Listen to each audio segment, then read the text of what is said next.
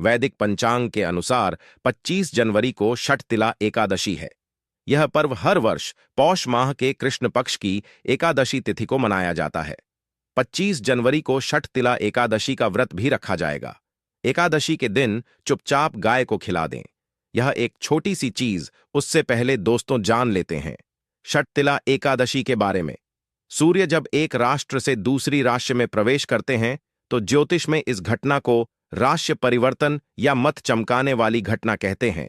हर महीने एकादशी का पर्व आता है, लेकिन जनवरी महीने में आने वाली षटतिला एकादशी सबसे ज्यादा महत्वपूर्ण होती है।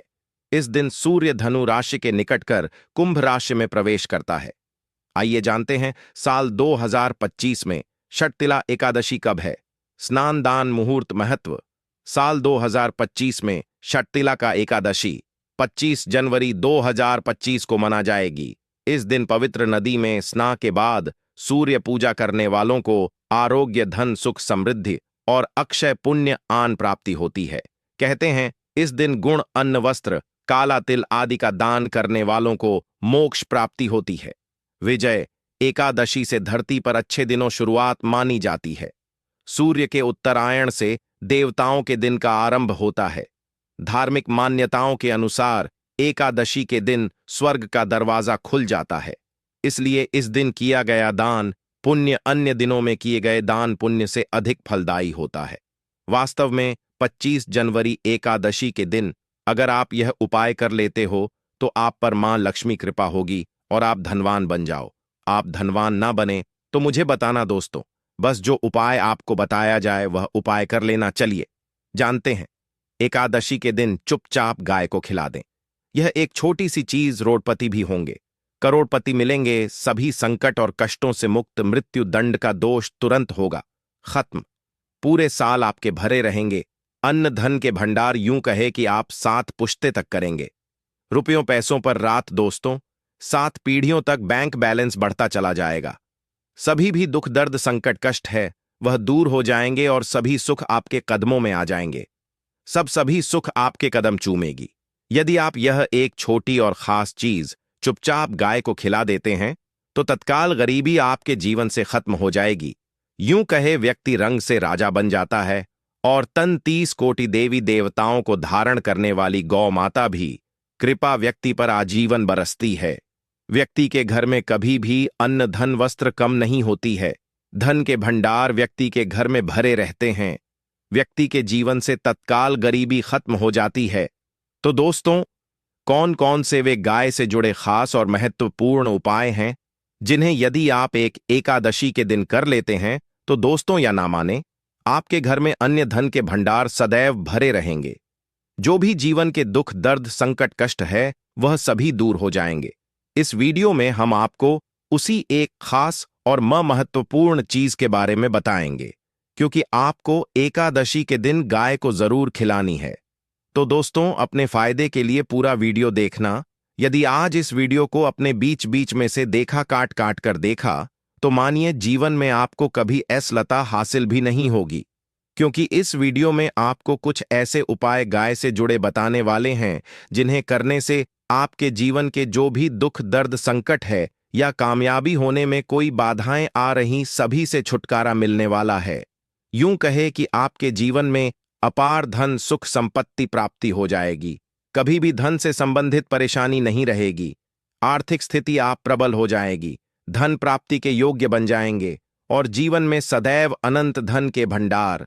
आपके घर में रहेंगे अनंत धन, वस्त्र, कभी कमी नहीं होगी आपके घर में। तो दोस्तों, आज का वीडियो पूरा देखकर जाना। यदि आप चाहते हैं आप और आपके परिवार पर सदैव गौ माता कृपा से, आपके पितरों कृपा से, देवी देवताओं कृपा से, तो दोस्तों वीडियो को पूरा देखकर जाना। बहुत ही फायदेमंद वीडियो है। पूरे 300 सालों के बाद ऐसे दुर्लभ संयोग है, तो पूरा वीडियो देखकर जाना।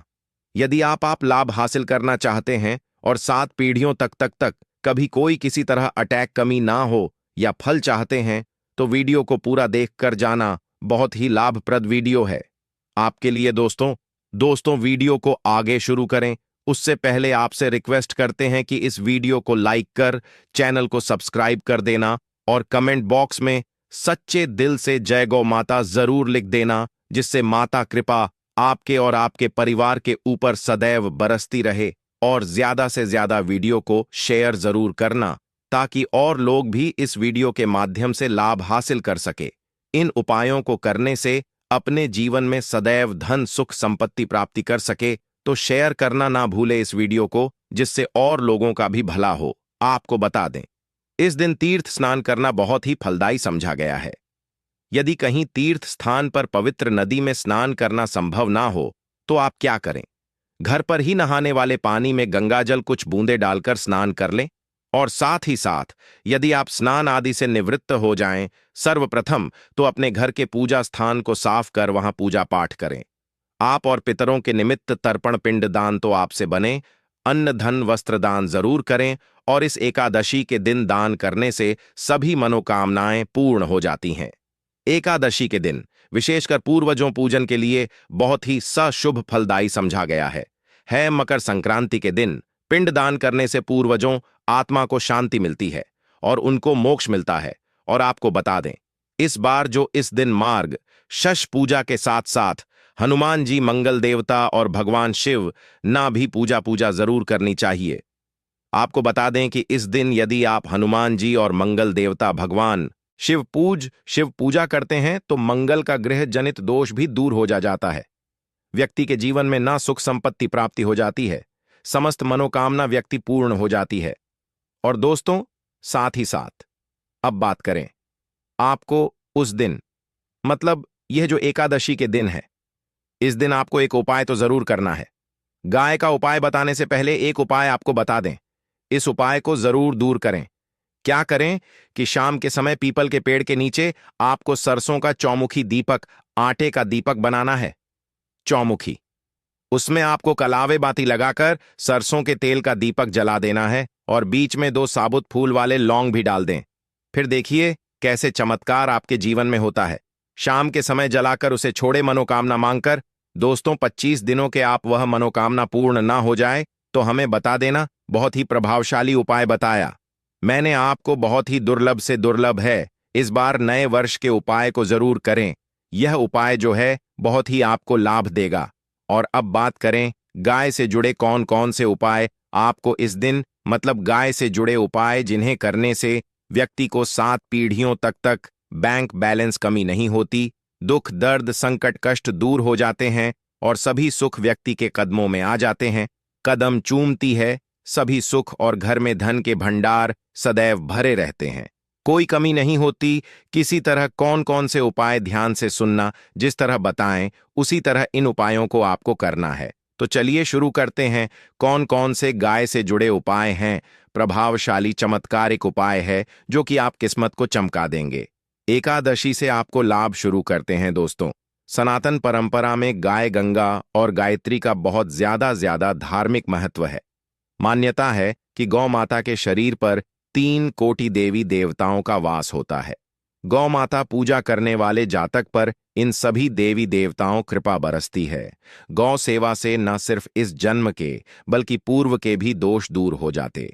गाय से हासिल पंचगव्य का उपयोग जरूर शामिल करें, क्योंकि पंचगव्य के बिना कोई भी पूजा पाठ और हवन सफल नहीं होता। या दोस्तों, गौ कृपा पाने के लिए प्रतिदिन सप्ताह अथवा महीने में परिवार समेत एक बार गौशाला जाने का नियम जरूर बनाएं और वहां गायों को हरा चारा जरूर खिलाएं। इससे आपको शुभ फलों प्राप्ति होगी और साथ ही साथ गौ सेवा और गौ पूजा से 9 ग्रह शांत हो जाते हैं और इनसे जुड़े दोषों का निदान हो जाता है।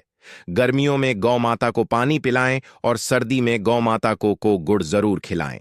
ध्यान रखें कि गर्मियों में गाय को गुजिया। अनेक देवी देवता को अपने ने शरीर पर धारण करने वाली गौ माता से जुड़े कई शुभ और अशुभ संकेत भी होते हैं। मसलन गाय का दूध देहते समय यदि गाय ठोकर मार दें और सारा दूध बिखर जाए तो अब शगुन होता है। यदि कोई यात्रा पर निकल रहा हो और गाय अपने बछड़े को दूध पिलाती सामने आ जाए तो निश्चित रूप से जिस यात्रा के लिए आप निकले हैं वह या आप जरूर ही सफल होगी और वह जिसके लिए आप निकले हैं वह जरूर ही पूर्ण होगा। यात्रा पर जाते समय बाई और गाय आवाज आना और रात्रि में गाय हंकार करना भी शुभ होता है।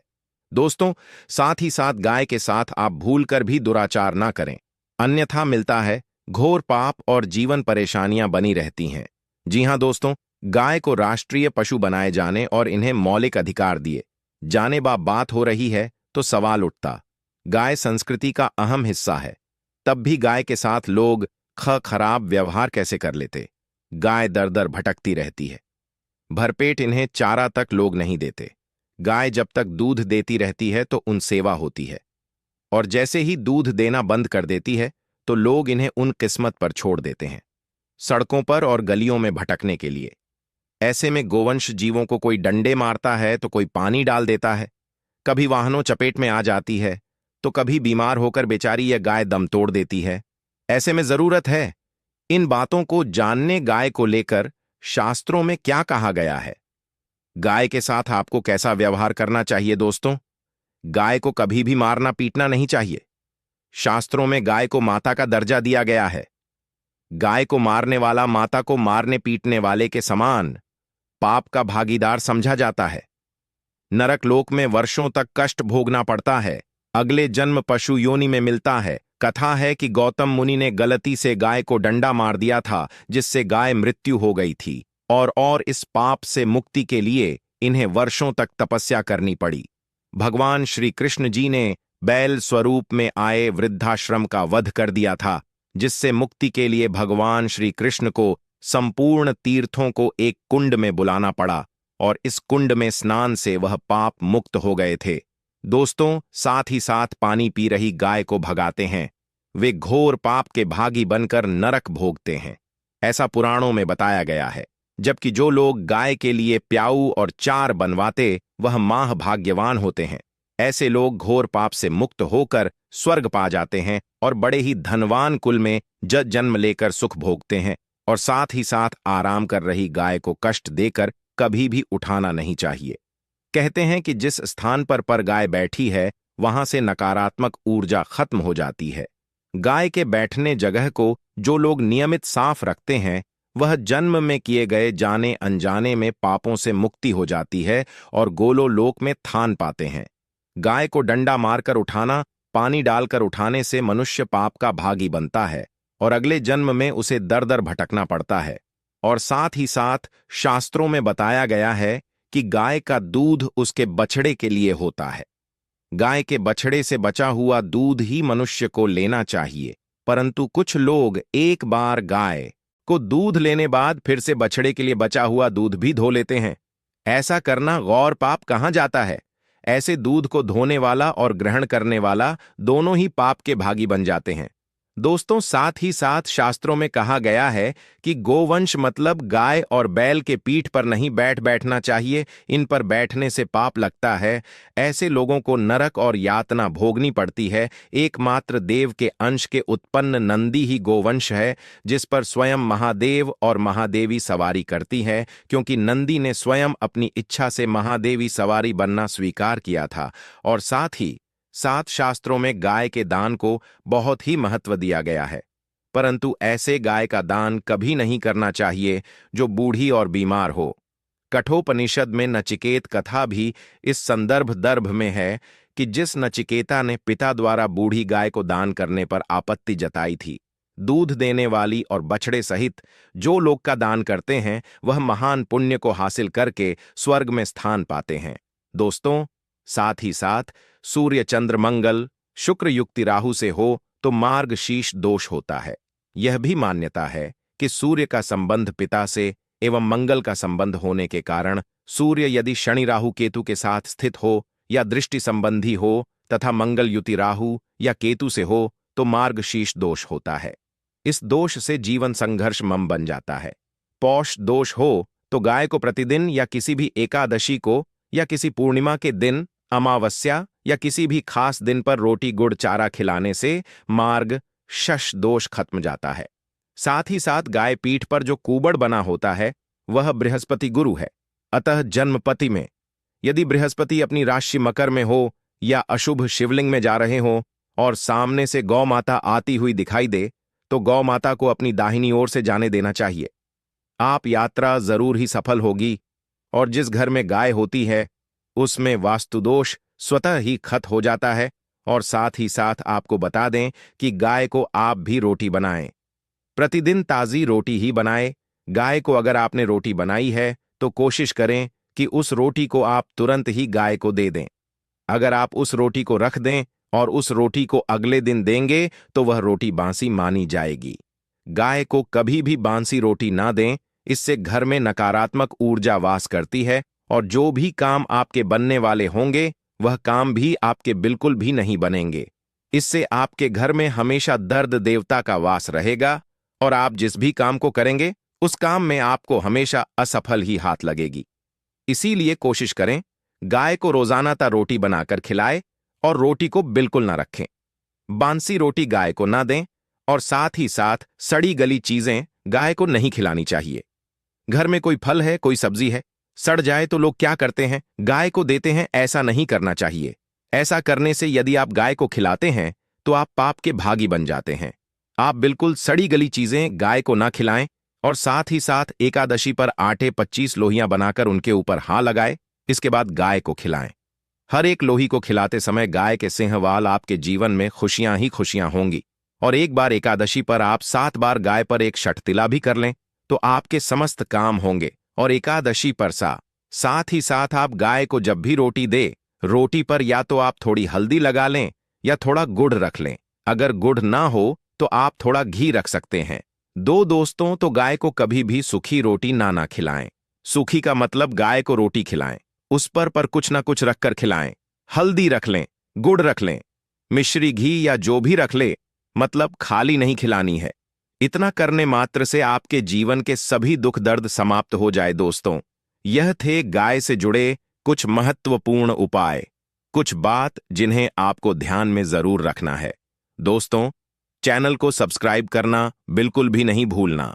कृपया आप चैनल को सब्सक्राइब जरूर करें। आप सभी का धन्यवाद।